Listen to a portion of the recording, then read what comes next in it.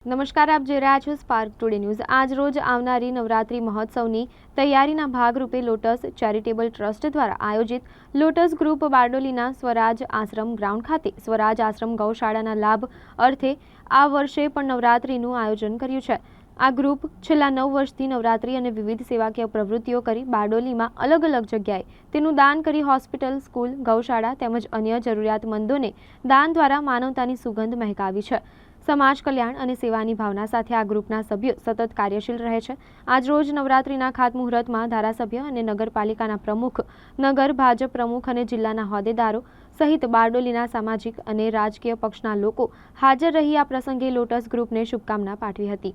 આજે ભાદરવી પૂનમના શુભ દિને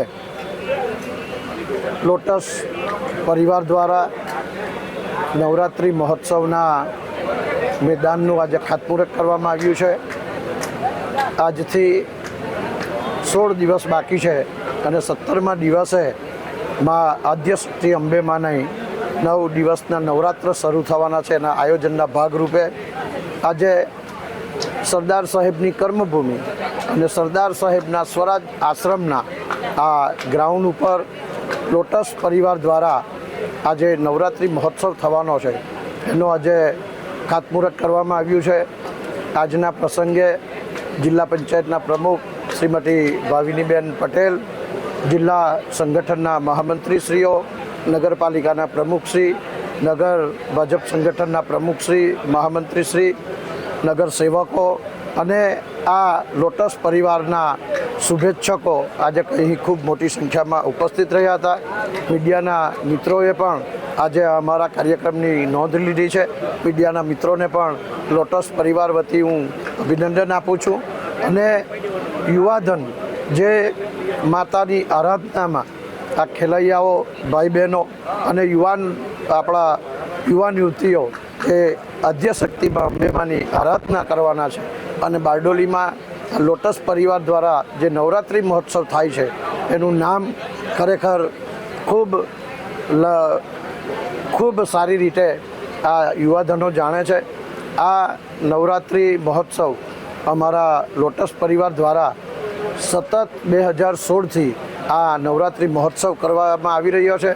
કોરોના કાળના વર્ષ 2020 અને 2021ને બાદ કરતાં 9 વર્ષમાંથી આ અમારું 7મું વર્ષ છે। આ 7મું વર્ષ નવરાત્રિનું એ સપ્ત રંગોથી ખીલી ઉઠશે અને બારડોલીની જે ભાવિક ભક્તો, જે ખેલૈયાઓ છે એમને ખૂબ સારું અહીંયાથી આ ધાર્મિક કાર્ય જે નવરાત્રિ મહોત્સવમાં ગીત, સંગીત, માતાના આરાધનાના ગરબાઓ, ગીતો એ પણ અહીંથી ખૂબ સારી રીતે મ્યુઝિક દ્વારા એમને પૂરું પાડવામાં આવશે અને જે ખેલૈયાઓનો થનગનાટ છે જે દર વર્ષની જેમ આ વર્ષે પણ લોટસ પરિવાર ખૂબ સરસ અને સુંદર આયોજન કરનારું છે। આજના પ્રસંગે ઉપસ્થિત અમારા નગરસેવકો, અમારા તાલુકાના હોદ્દેદારો અને આજુબાજુના વિસ્તારમાંથી પધારેલા તમામ મહેમાનોનો પણ હું આભાર વ્યક્ત કરું છું અને નવરાત્રિના શુભારંભથી દશેરાની રાત્રિ સુધી આ નવરાત્રિનો મહોત્સવ ચાલવાનો છે, ત્યારે એમાં સૌ સહભાગી થાય અને લોટસ પરિવારના આ નવરાત્રિ મહોત્સવ સફળ બનાવવા માટે પણ હું સૌને વિનમ્ર અપીલ કરું છું। જય હિન્દ, જય મા અંબે।